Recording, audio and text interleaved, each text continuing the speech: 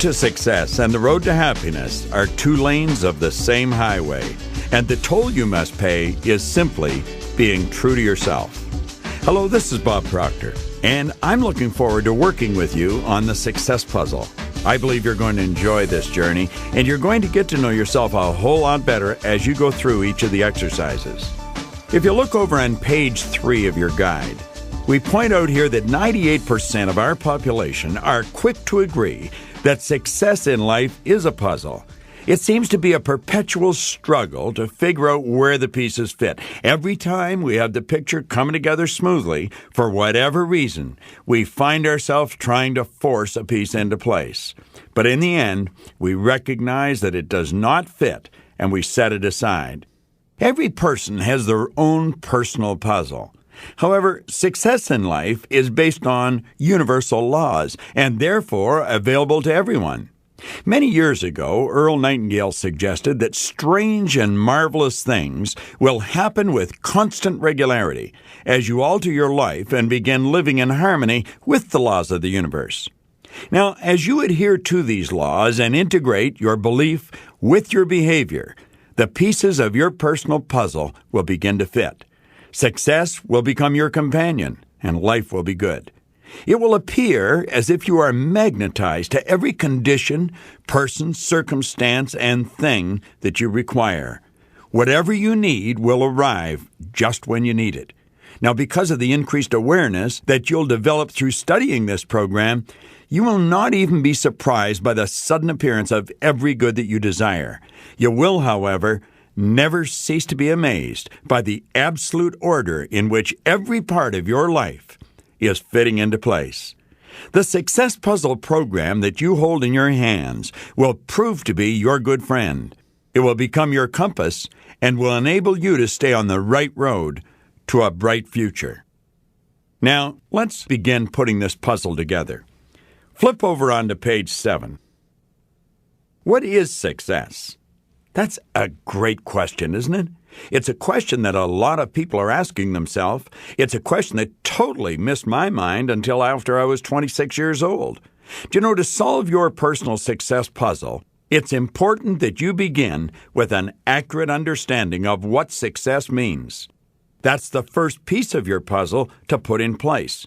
Misunderstanding this power word will guarantee confusion in most areas of your life. And although the proper understanding may not guarantee your success, it will certainly turn the daily exercises of putting the puzzle together into a more pleasurable experience. Now let's look at it again. What is success? Ask 100 people and you'll get 98 different answers, most of which will not work. If they did work, you would see more happy, healthy, wealthy, well-balanced people in the world.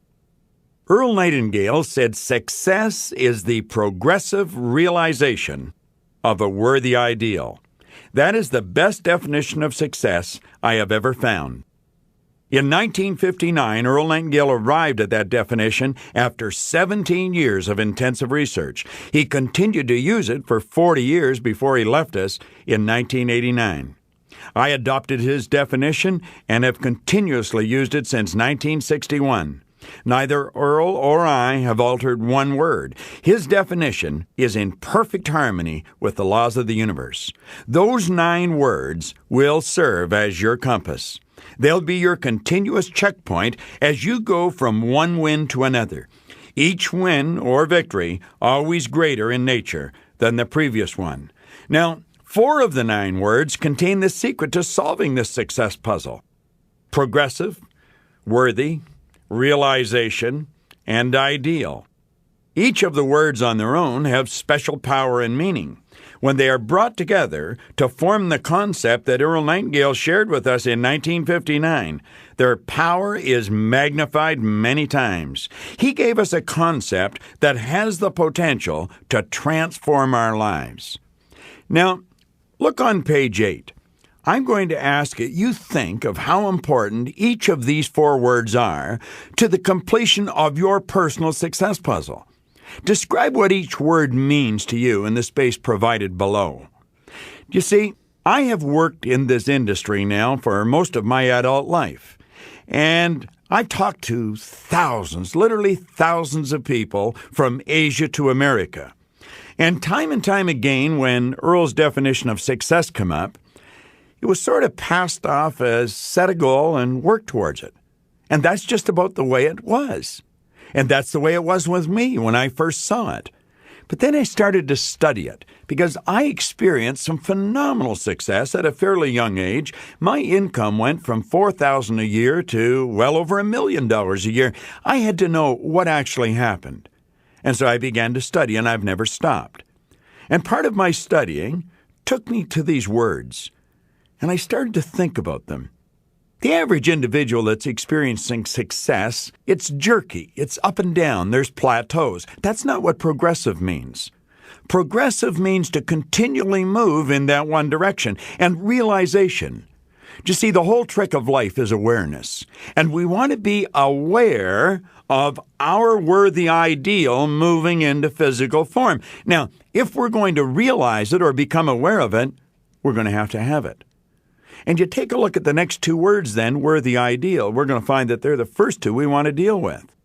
When I first saw that, I thought, I've got to be worthy of the goal.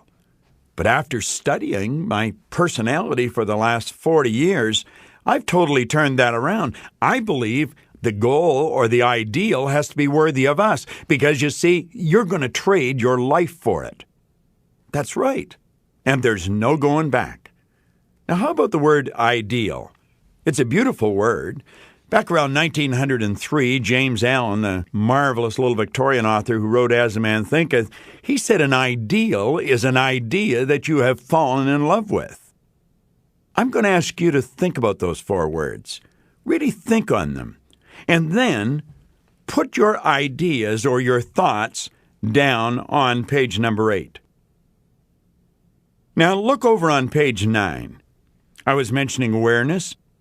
As you proceed through this program, it's going to become apparent that you already have everything that is required to live the life you choose. Now, that probably sounds a little ridiculous to you, but as we keep studying, you're going to realize that that's correct. All that is lacking is the awareness of the abundance which surrounds you, waiting your acceptance.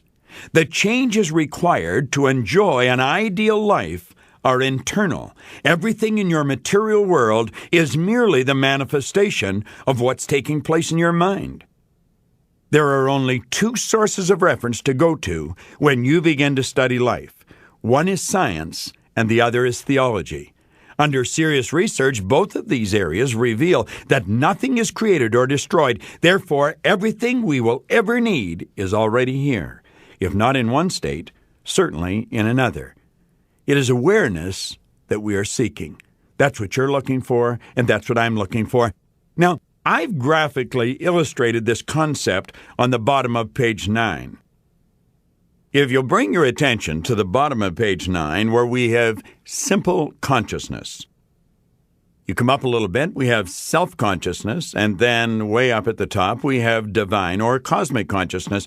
Now, there are many, many levels of consciousness. There are millions, as a matter of fact. I've used the numbers 1 to 16 just to graphically illustrate growth or raising of consciousness. Now, think of an animal. I have a couple of little pet dogs at home. 2 of them together don't weigh 10 pounds, I don't think. They're cute little dogs, and you think they're smart at times. They're in a simple, conscious state. An animal is aware of its exterior world, but not its inner world. An animal can look without, but not within. An animal knows and yet knows not. You and I have been blessed with higher faculties. We know and we know we know. We have what's called self-consciousness. In other words, we can be consciously aware of our objective world and also consciously aware of our inner world. We can look without and we can look within. And then if you go way up, there you have divine consciousness. That's where you are aware of your oneness with your God, or whatever you refer to that which is. Now, there's many, many levels of consciousness. I'm going to ask you to put an X beside, let's say, number 5. Just to the left of number 5, put an X. And on the right-hand side of 5, put an A. Now, there we're talking about awareness on the 5th level. Now, the person's not too far removed from an animalistic state. You go into any major city or even some smaller ones, and you're going to find people laying in the gutter. They'll be absolutely filthy. They're just getting by. They're not much better off than the animals. In fact, some animals are better off than they are. Now, they have a very low level of consciousness. They lack awareness. You could say, well, they're just stupid staying like that. Well, not according to our definition of stupid. You're going to find people with a degree in medicine. You're going to find accountants and lawyers down in those Skid Row places. So they're not stupid. What do they lack? They lack awareness. Now go way up to around 16. Put an X to the left of 16 and an A to the right. Now, here we're talking about an individual that has an elevated level of consciousness. There's something about them that you're attracted to. You're not quite sure what it is. There's a calmness, there's a peace about them. They never seem to get excited, and they never get upset. Now, there's many people say, well, if they never get excited, I wouldn't want to be like that. Well, I think you probably would, because a person that gets excited when something good happens, they become depressed when something bad happens. And you see, the individual with the higher level of consciousness has a magnificent balance in their life. There's something about them that we're attracted to. When they have a problem, they just look right in at the heart of the problem and they see the solution. You never see them rattled. Now, we lie somewhere between self-consciousness and divine consciousness. Let's come up to number 7. We'll say number 7, we'll put an X to the left there, and on the right, put 50,000. Now, we're going to say that this person's conscious awareness enables them to earn $50,000 a year. They're not earning 50 because they want 50. They're earning 50 because they're not aware of how to earn 150. Go up to number 9, just above the 50, and put 150. Now, at that level of consciousness, you may earn 3 times as much. What changes in an individual? Is it what's going on outside, or is it what's going on inside? Let's take an individual, put him at number 8. We're just playing here with the numbers to illustrate a point. And we'll say this individual gets headaches. It's their head. They made it ache, and they can make it stop. You see, what they lack is the awareness of what is causing the headache. And because of their ignorance, they're probably taking those little white pills to solve their problem. And yet a pill will never solve the problem. Not in a million years. Now, we can make our head ache and we can make our head stop. We can earn whatever we want. Everything that we ever want is already here. All we have to do is develop awareness. A person that's alone and lonely is not alone and lonely because they enjoy it. They're alone and lonely because they're not aware of how to develop meaningful relationships. So as we go through the success puzzle, the objective of the puzzle is to raise your level of consciousness. Do you know, that's your point in life, is to become aware of your oneness with God. And as you keep working on developing your level of conscious awareness, it's going to be reflected in your outside world. So as you proceed through this program, it's going to be apparent that you already have everything. What you want to do is develop the awareness of how to enjoy it. Now, when you're thinking of yourself, and you have to think of yourself because it's your personal puzzle. If I asked you to think of your house, you would get an image on the screen of your mind. If I asked you to think of an automobile, you'd get an image on the automobile on the screen of your mind. If I asked you to think of yourself, what picture do you get? Well, most people get a picture of their physical body. If I ask you to think of your mind, what image do you get? You see, you and I think in pictures. Well, when the average person's thinking of their mind, they get a picture of their brain. But you know, your brain will not think. You think with your brain, but your brain won't think. Play with that for a few minutes. Your physical body is the manifestation of an activity that's called mind. There was a doctor in San Antonio, Texas, back around 1934, Dr. Thurman Fleet, who was very involved in the healing arts, and he felt that we were approaching things the wrong way. He said, all we're doing is treating the body. We're treating the symptom. We're not treating the cause of the problem. A person has a pain, we give them a pill or cut something out. I want you to imagine that you're driving down a highway and the red light on the dash of your car suddenly flashes on. Can you even imagine yourself driving into a service center, borrowing a hammer and a screwdriver and knocking the red light out, saying thanks very much as you pass them back, and then driving away. You wouldn't even give that consideration. Why do we do it with our body? Just see, the red light is a signal there's something wrong in the motor. Well, pain is a signal there's something wrong in the motor. And Dr. Thurman Fleet seemed to understand that. And if you look on page 10, there's a drawing there that graphically illustrates the mind and the body. Now, I have shown that to tens of thousands of people. And frequently when a person sees it for the first time, they snicker or smile or laugh right out loud, and they think this is so silly. But I could take you to psychiatrists, to medical doctors, to cardiovascular surgeons that'll tell you that that is one of the most magnificent concepts that they've ever had put in front of them. Because what it does, it brings order to your mind. Now, take a look at the top of page 10. We say to bring order and understanding to your mind, you must have an image to work with. Since your mind is the unseen part of your personality, you must engage your imagination to build this image. Now, this graphic illustration of the mind and body is going to assist you. You're going to come to love this drawing. Believe me, I certainly have. The stick person is used in all of my seminars to graphically illustrate the three parts of the human personality. The stick person, like all other ideas presented in the seminars, is extremely simple. Do not allow the apparent simplicity to deceive you.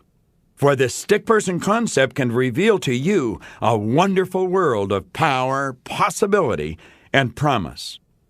The success puzzle, like all other programs that I build, are built on the premise that you have a power within you that's far superior to any condition or circumstance around you. And with free will, your thoughts direct this power to whatever result you choose in your lifetime.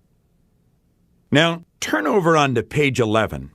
Here we have taken the three parts of the personality, the conscious mind, the subconscious mind, and the body, and we've broken them down. And I'm going to ask that you really focus your attention on these three parts. Take a look at the conscious mind. See the little antennae sticking out there of part 1? They look like little antennae. Well, they're your sensory factors. Part 1 is your conscious mind, and your senses, your 5 senses. You can see, hear, smell, taste, touch. And information is fed into your conscious mind through your senses. Now, that's both good and bad. As Moses said, it's a blessing and a curse. We've been trained to live through those things when we should really be using our higher faculties. However, we'll come to that a little later. This is the part of you that thinks. It reasons. You see, there's a power flowing into your consciousness. It flows to you and through you. And you use this power to think. Your free will lies here. This is the part of your mind that will decide the changes required to live the type of life you really want to experience. Now, the conscious mind can accept or reject any idea. If you're highlighting, definitely highlight that. If you're underlining, definitely underline it. The conscious mind can accept or reject any idea. When an individual truly understands that, they'll never blame anyone else for what they're doing. They're going to take responsibility. It was their choice. Now, no person or circumstance can cause you to think about thoughts or ideas that you do not choose. The thoughts you choose eventually determine the results in your life. Viktor Frankl is a Viennese psychiatrist, Jewish psychiatrist, spent the war years in a German concentration camp. It was while he was in the camp that he said he realized that regardless of the intellectual and physical abuse that he had been subjected to, no one could cause him to think something he didn't want to think. That's where our freedom comes in. The thoughts you choose eventually determine the results you get. We do become what we think about. Now, all pain, pleasure, or limitation is either originated in the conscious mind or accepted uncritically from an outside source. If you were going into the hospital for a major operation, you'd be put under some form of anesthetic. Now, what the anesthetic does, it knocks the senses out of play. It puts your conscious mind to sleep. So there's no pain and there's no pleasure. You don't even know what's going on. You are unconscious. Now, if you look at the bottom of the paragraph, as you accept a thought, it is impressed upon the second part of your personality. You become what you think about. Do you know that that's the one point all great leaders all down through history have been in complete and unanimous agreement on? They have disagreed on virtually everything else. This is the end of Side 1. Side 2 is already queued up for your listening.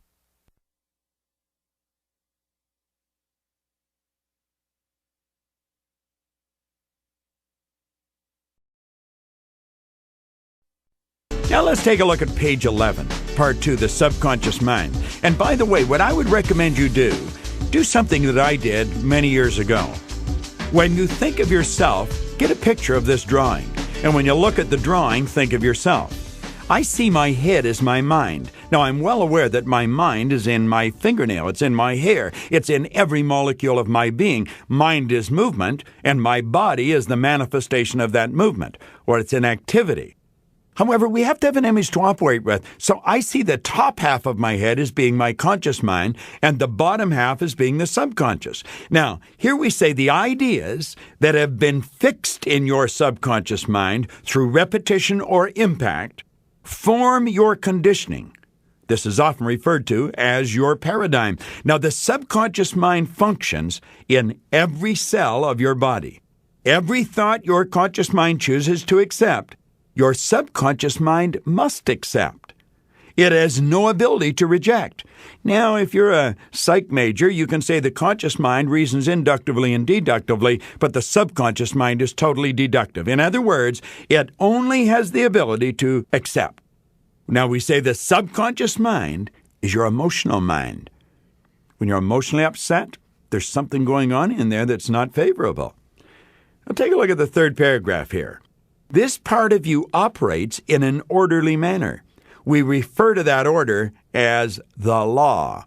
Dr. Werner von Braun pointed out that the natural laws of the universe are so precise that we don't even have any difficulty building spaceships. We can send people to the moon, and we can time the landing with the precision of a fraction of a second.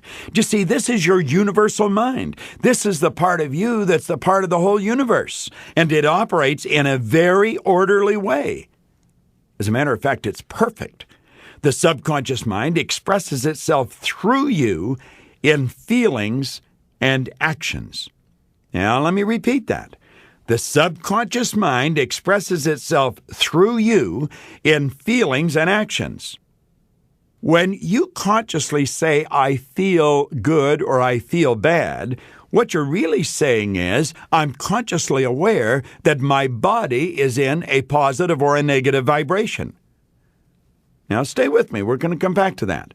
The subconscious mind expresses itself through you in feelings and actions. Any thought you consciously choose to impress upon the subconscious over and over again becomes fixed in this part of your personality. Now, fixed ideas will then continue to express themselves without any conscious assistance. Fixed ideas are more commonly referred to as habits, and the collective habits are referred to as the conditioned mind or the paradigm.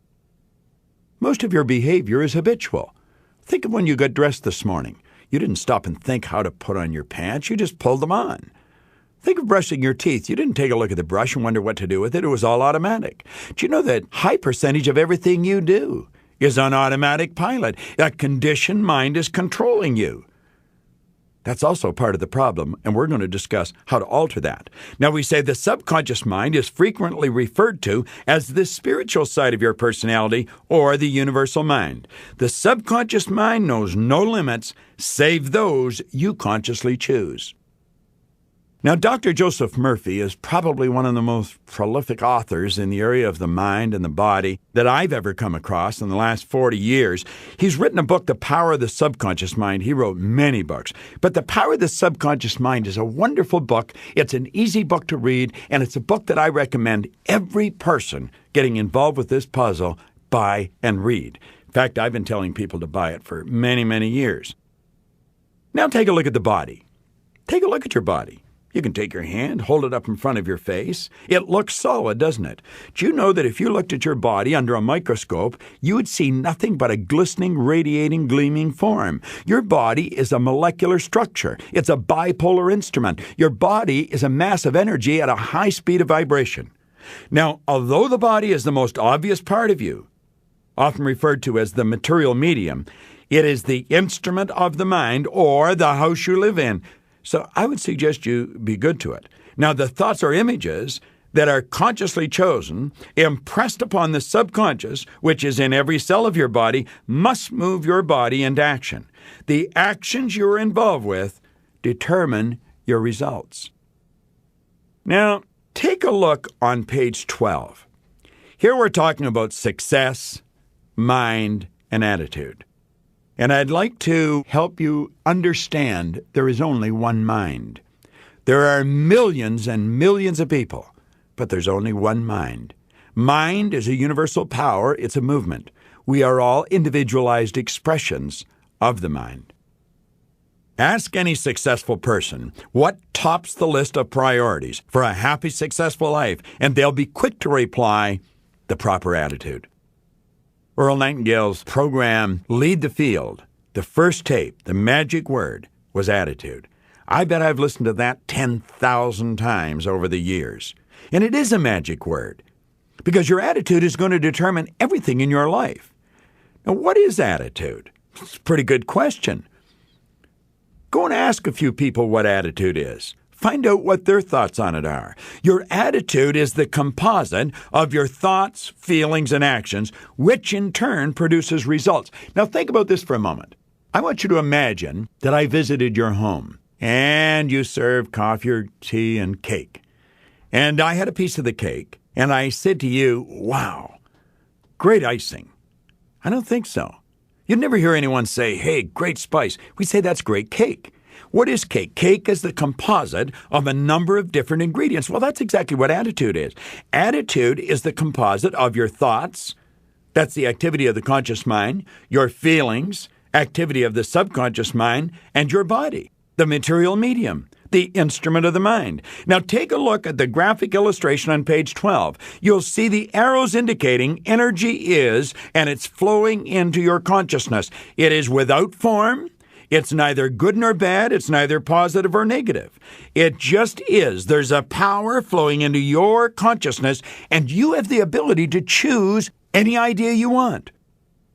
Now, what you're really choosing is pictures, because we think in pictures. You can choose a good picture or a bad picture.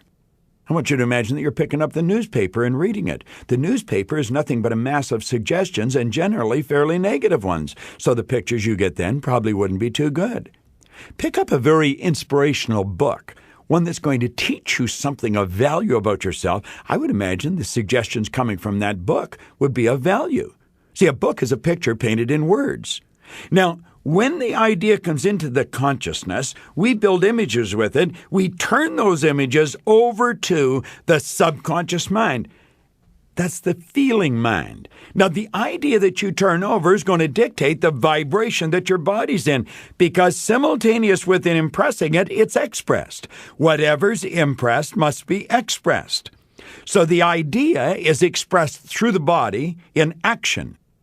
Now, the action sets up a reaction. You'll see on the bottom of page 12, your actions cause a reaction. Write reaction in there. Now, it's the action-reaction that alters the conditions, the circumstance, and environment in your life. So the CCE is for conditions, circumstance, and environment. Now, you add all those up, and they spell results. Now, what is it you want to change in your life? You want to change your results. You want to change your income. You want to change how you feel physically. You want to change relationships. You want a better position at work. What do you want? This is where it starts. This is where it starts. If your results are going to change, your condition, circumstance, and environment must change. And before it can change, you must get involved in new actions. So you have to get involved in new thoughts, which cause new feelings, which set up new actions. This is really very basic. I teach this to children, but I also teach it to corporate executives. I have worked for many Fortune 100 companies. As a matter of fact, a program with this concept in it was chosen by Malaysia Airlines over 100 other companies when they wanted to shift the results of 10,000 people. Now look at what William James said. This is around the turn of the century, back around 1900. He said, the greatest discovery of my generation is that human beings can alter their lives by altering their attitudes of mind. Now let's go back and take a look at this drawing again on page 12. Remember we said ideas that are impressed upon the subconscious mind over and over and over and over again become fixed. When an idea is fixed in there, that idea is a habit. And that idea will express itself through your body in action without any conscious thought. Stop and think of the number of things that you're doing. You're walking, you're standing, you're sitting. You didn't know how to do those things when you were born. You had to be programmed to do them. And if you weren't programmed, you'd still be down on all fours. Habits express themselves through you in action, and the action sets up reactions. Now, the truth is, most people are involved in the same actions, getting the same reactions, and the condition, circumstance, and environment does not change, so neither do their results. Now, I want to suggest you flip over onto page 13. Let's take a look at how we arrive on the planet. We make our debut. The conscious faculties have not developed. You'll see on page 13 there are 3 illustrations, 1, 2, and 3. Let's focus on 1. And the individual we want to focus on is the second person in from the left, the one without the conscious faculties developed. Now, that graphically illustrates a brand new baby. The baby's subconscious mind is wide open. It will accept anything you want to give to it. Anything. It has no ability to reject. You could take a baby out of an English-speaking home in Chicago, New York, or Toronto, and take that baby to Beijing, go to a suburb, give it to a Chinese family who have never heard the English language. That little English baby would grow up fluent in Chinese, absolutely no knowledge of the English language. Why? Because that's the way it's programmed. Most of your prejudices, your likes, your dislikes, your beliefs are programmed in from outside. You and I are the product of somebody else's habitual way of thinking. Now, when a baby arrives, the mind is wide open. And look at the quote by Dr. J.B. Rhine. He said, "The mind is the greatest power in all of creation." I've had people argue with me on that and say, no, God is the greatest power in all of creation. No, God is the creator. The mind is the creation. And it is the greatest power in all of creation. Well, when a baby arrives, the subconscious mind is wide open. Now, the 2 individuals to the right of the baby and the one to the left just graphically illustrate people that are around the baby. Do you know all their thoughts are going right into that baby's mind? Everything they say, everything they feel, we're communicating that to the baby's subconscious mind. If you walk into a room and another person's upset, you feel it. Well, so does the baby. If you're handling horses and you're afraid of the horse will react. If you're handling dogs and you're afraid of the dog will react. Well, if dogs and horses react to our energy, don't you think babies do? Of course they do. Do you know that a baby that is born into a welfare family, odds are pretty good they're going to grow up and be on welfare. Almost all welfare recipients are 3rd, 4th, 5th generation welfare recipients. You see, you can teach a baby anything. A baby at birth is a linguistic genius. You could teach a baby many languages. You can teach a baby to read before it can talk. You can teach a baby all the master painters of the world before they can talk. And when a baby can talk at around 2.5 years old, you can give them a book on the CAT scan. They'd read it to you. Take them to an art gallery, and they'll tell you that's a Van Gogh, that's a Monet, that's a Rembrandt. Now, you may have heard this just for the first time. Anything we don't understand, we have a tendency to criticize or ridicule. This is being done. Glenn Doman, who heads up the Institute for the Development of Human Potentials over in Philadelphia, worked with brain-damaged children for 40 years. Then he thought, what could I do with healthy children? He took a little baby that was considered a vegetable, not even an animal, Brandon, and in a matter of 8 years, had the child back to normal state of intelligence and could run a mile in 14 minutes. All things are possible. Our problem is we're not aware of what we're working with. So we're surrounded by people that are programming us. I was, and you were. Now, come down to number 2. The subconscious mind is programmed. I'm going to say it's programmed with X-type energy, X being the unknown factor. Now, do you know that that kind of energy is going to dictate what kind of thoughts you're going to entertain. It's going to dictate how you like to entertain yourself. And you know that we gravitate towards people that are very much like ourselves. Now, look over to the right-hand side of number 2. You'll see ideas coming from a television set and ideas coming from another person to the conscious mind. Now, this person has the ability to take that idea and reject it, which is illustrated with B, or they can get emotionally involved with it, which is illustrated with A. Let's suppose the suggestion's very negative and they accept it. They accept it because they're not thinking. I remember one time Earl Nightingale said if most people said what they were thinking, they'd be speechless, and I'm inclined to agree with them. You see, mental activity does not constitute thinking. Now, this person should be thinking. When somebody fires ideas, if we're not thinking, the ideas go right into our subconscious mind. And through repetition, we can have some funny things happen. Why do you think we have such high juvenile crime? Do you think it's an accident?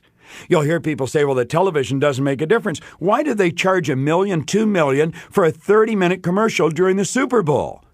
Well, everybody says it's because there's so many people. That's part of the answer. The other part is because of the subjective state that people are in.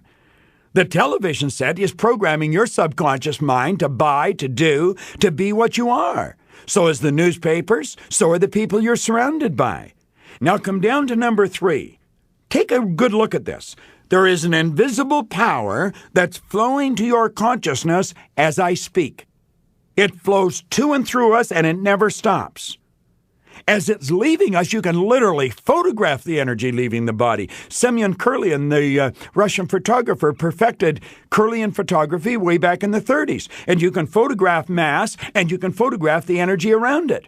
And with an individual, you can photograph the energy leaving the body. And as the individual changes the images in their mind, the density and the color of that energy will change. It is so potent, it'll penetrate a camera, penetrate a film. Now, those ideas that you impress are going to control your behavior, and your behavior controls your result. This is the first piece of the puzzle, and I'm going to tell you, it's a mighty important piece of the puzzle.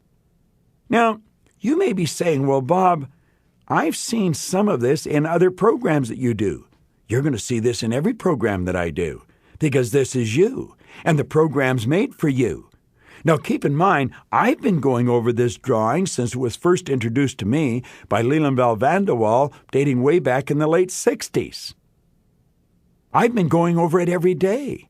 You can't get too much of this. I want to suggest that you flip over now onto page 14.